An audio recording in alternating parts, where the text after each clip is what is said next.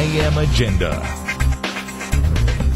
Good morning and welcome to AM Agenda. It's Budget Day in Canberra, and Wayne Swan's fourth budget will include themes of tighter spending, workforce participation, and it will also see a major new investment in mental health. We're hearing more than $2 billion is expected to be outlaid for mental health, the government delivering on the Prime Minister's commitment to make that issue a priority of this term of government. We're waiting to take you live to the Treasurer's news conference this morning. We're expecting it in about 15 minutes here at the ministerial door on this big day for him, as I say, his fourth budget. In the meantime, I'm joined here in the Canberra studio by the Trade Minister, Craig Emerson, and the Shadow Minister for the Environment, Greg Hunt. Gentlemen, good morning to you. Good morning, Kieran. Good morning. First of all, Craig, mental health, I've been told more than $2 billion to be spent on this area. This is something that the opposition has led the way on.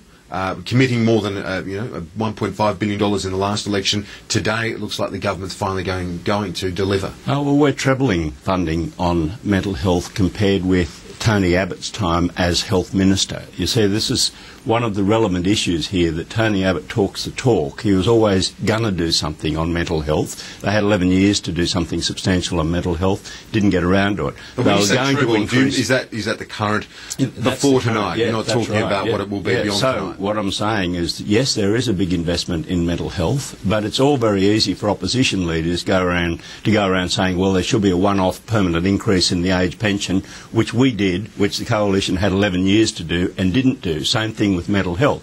So, of course, this is a vitally important area and a priority for this government. You know that Peter Dutton and the opposition did commit to this prior to the last election. That was their commitment. If elected, they would have delivered $1.5 billion. So you've caught up on this. And an $11 billion black hole. You see, it's easy to commit to things if you don't actually have to fund them. And they had an $11 billion black hole. What this budget will bring the budget back into surplus, back in the black. This is something you would welcome, a commitment to mental health. And if it is over $2 billion, as I've been told, that gazumps the opposition's numbers. Look, if it does match Tony Abbott and Peter Dutton's that exceeds that plan. If it matches it, or if there's anything else, we'll be positive about positive initiatives. It's something we believe in. Remember, this is about people on the streets, people in homes. I've spent time with people in homes recently where they have had distressed families. If that funding does come and it matches what Tony set out, that's what we're meant to do as political leaders. Okay, let's look at workforce participation, Craig Emerson. We're being told that there is going to be a crackdown on the work for the dole, on the disability support pension, on teenage mums. Does the Treasurer need to get the balance right tonight between the carrot and the stick to say that this is about opportunity, not just about punishment? And we do want to spread the opportunity of the mining boom to everyone, and that means getting people into work. It means getting people into work who are really keen to work but have some sort of blockage. It also means getting people into work who may be less keen to work. So yes, there is a crackdown, and it is a combination of incentives, because people do need incentives to get into the workforce off the dole. But for those people who simply can't or won't contemplate going back into work, of course you need to create the right incentives there. That is, to push them into the workforce where they're reluctant. I'll give an example. The proportion of people who miss their first interview when they're on Newstart is over 50%. Now, that's not acceptable. So we're going to require people to go to those interviews. That's what getting back into the workforce is all about. Greg Hunt, this sounds like an agenda that Tony Abbott and the opposition would be very comfortable with. Well, firstly, Tony is setting the agenda. We set out a 4-point plan to help people back from welfare to work. It is clear that the opposition is leading the key issues in this country. The second thing is, with great respect to the Prime Minister, she talks like Thatcher but walks like Whitlam.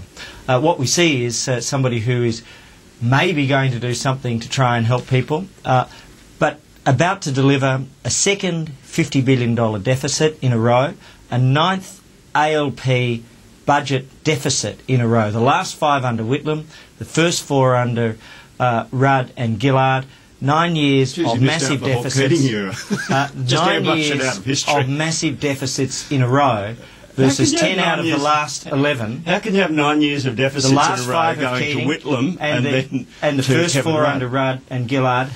have all been massive deficits. And the question for Craig is, how can you have such bad luck that 9 massive deficits have occurred in a row under the ALP? Because it's just completely untrue. Well, you just hairbrush through the figures. You just hairbrush the Hawke-Keating era right out of history. No, Greg Hunt said, he said that the last what was it, 4 or 5 of Keating. Last five of Keating. He said 9 in a row. There was Whitlam. Well, okay, we'll go 5 Keating, 4 Rudd, and Gilbert. And there was something which also is being airbrushed out of history by the Coalition, and that is called the deepest global recession since the Great Depression. We now have Coalition spokespeople saying that the government budget deficit should never have occurred. There should never have been a deficit. That would have absolutely smashed workforce numbers in this country. Would have lost so many jobs. And I've also heard the Coalition, Senator George Brandis, Deputy Leader in the Senate, saying there was no global recession. It was a Northern Hemisphere phenomenon. Well, why did New Zealand go into recession? Why did Argentina, Chile, why did South Africa go into recession? All Southern Hemisphere countries, there was a global recession. That affects the numbers. We're getting the budget back into surplus in 2012. Let's just quickly, before we move on, I want to ask you about this workforce participation agenda that the government is prosecuting and arguing tonight in this budget. It's going to be one of the biggest spending measures, isn't it? The training and skills. It seems inevitable that that's where all the money is going to go, or beyond the mental health issue, that this is going to be. Well, let's just wait and see. But I mean, the budget is hundreds of billions.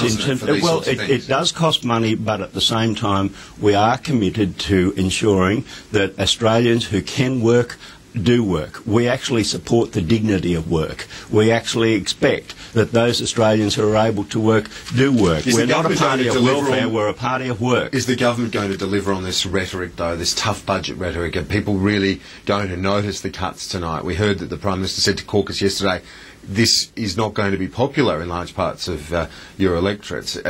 Are we really going to see the rhetoric matched with action tonight? Yes, it will be a tough budget. It will be a tough budget. We will get the budget back into surplus in